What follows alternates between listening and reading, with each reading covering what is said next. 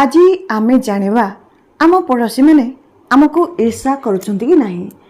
आउ एहा जानिबा पई चाणक्य तांको चाणक्य नीति रे 10टी परिचय विषय कहिसेंती।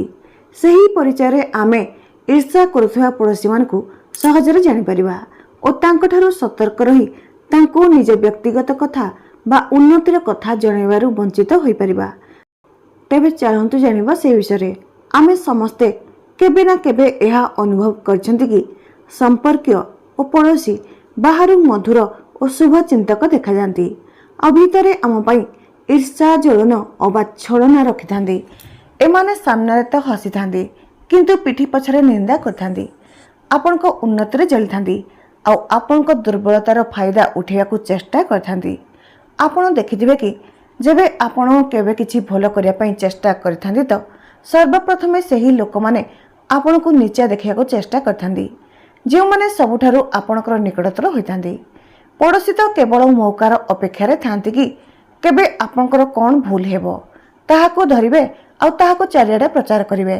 एहा सुनी आपण भाबुथिबे कि कौन मोर ही भूल नुहे, भूल आपणकर नुहे बरम से विषाक्त संपर्कर जहा आपणको आखपाखरे साप परि लुचि रहिथांती। किंतु चिंता करंतु नाही, आज आपण जानिबे चाणक्यंकर एपरी 10टी नीति विषय जहा आपण को एही चालाक संपर्कीय और पड़ोशी मानक ठारू बंचाइबार सहाय्य करिवो। एही नीति गुडिक आपण को ना केवल तांको प्रभावरु सुरक्षित रखिबो बरम आपण को एते मजबूत करदेबो कि एही लोक माने आपण को सामना रे मुंड नुआइबाकू बाध्य होई जिवे। तेबे चलंतु जानिबा सेही 10टी नीति विषय रे। जदि वीडियोटी भलो लागिवो लाइक टी निश्चय करिवे एवं केउं स्थानरु आपण वीडियो देखुचंती कमेंट करी जणाइबे। कहा उपरे भरोसा करिवे ओ कहा ठारू दूरता रखिवे।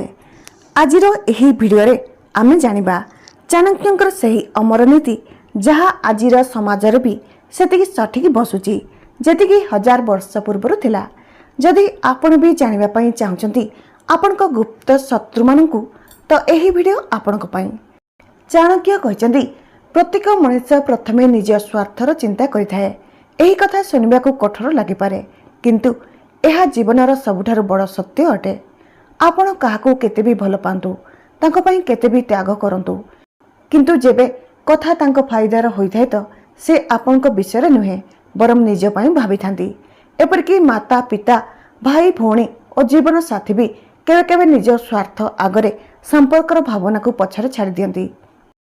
एमितिरे भाबंतु जेउ रक्तर संपर्क एते बदली पारंती तो बाकी दुनिया ठारू कौन आशा करिवे। चाणक्य एही यथार्थ को चिन्हि पारिथिले। से मानुथिले कि समाज रे प्रत्येक संपर्क और प्रत्येक संबंध एक देवा नेबा परि होइथाए।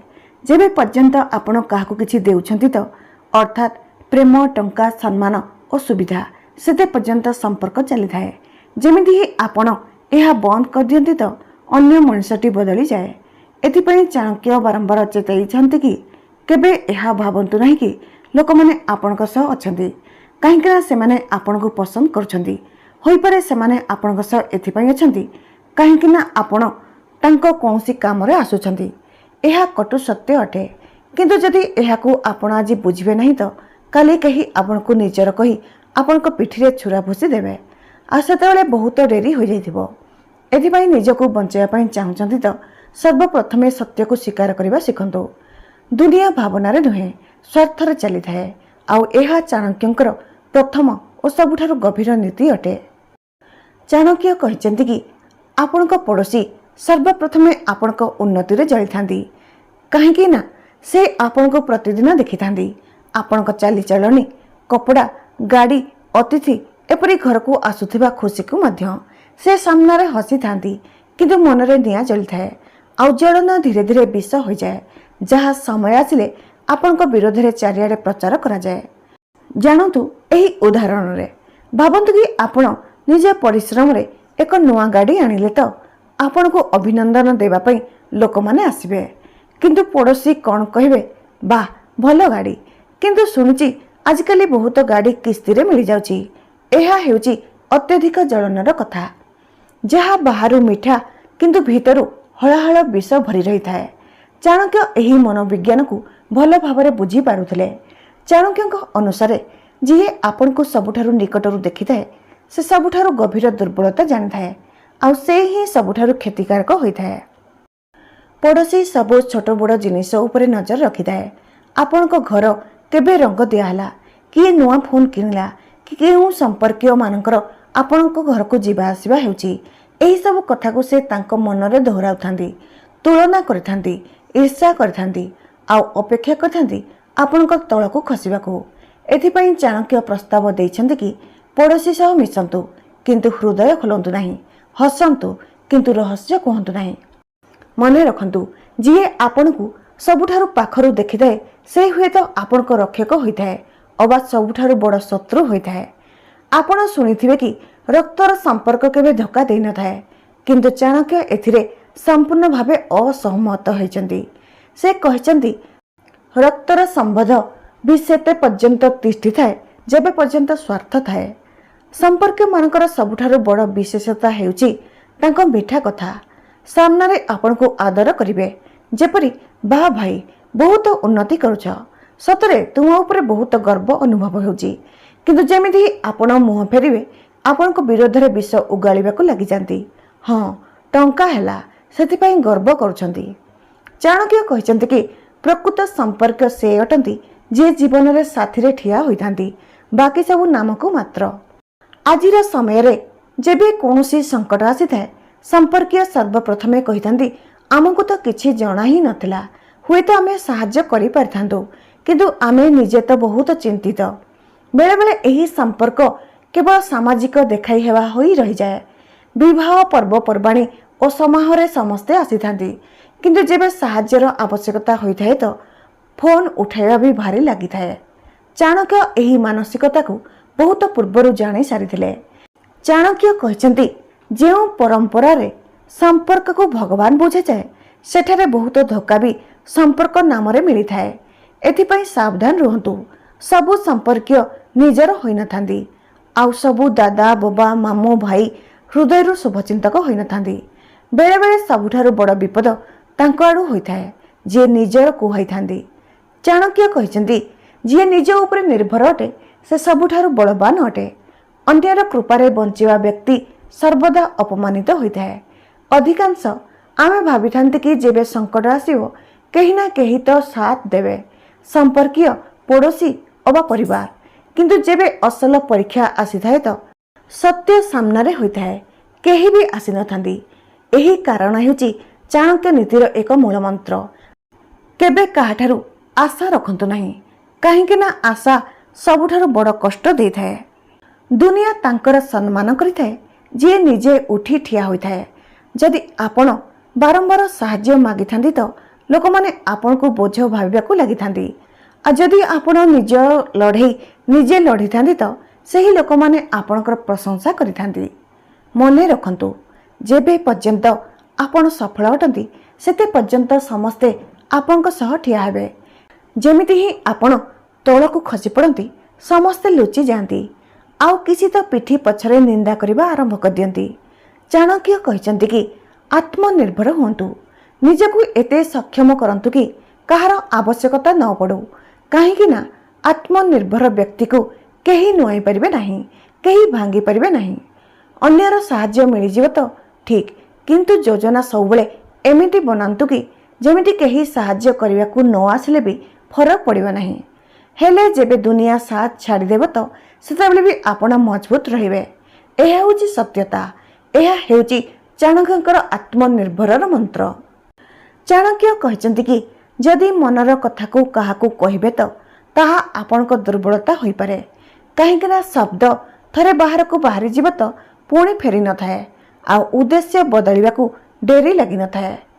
ଆଜିର ସମୟରେ ବହୁତ ଲୋକ ଭାବିଥାନ୍ତି କି ମୋର ଭୟ କ'ଣ, ମୋ ପାଖରେ ଲୁଚିବା ପାଇଁ କିଛି ନାହିଁ, କିନ୍ତୁ ଏହି ଭାବନା ସବୁଠାରୁ ବଡ଼ ଭୁଲ ହୋଇଥାଏ।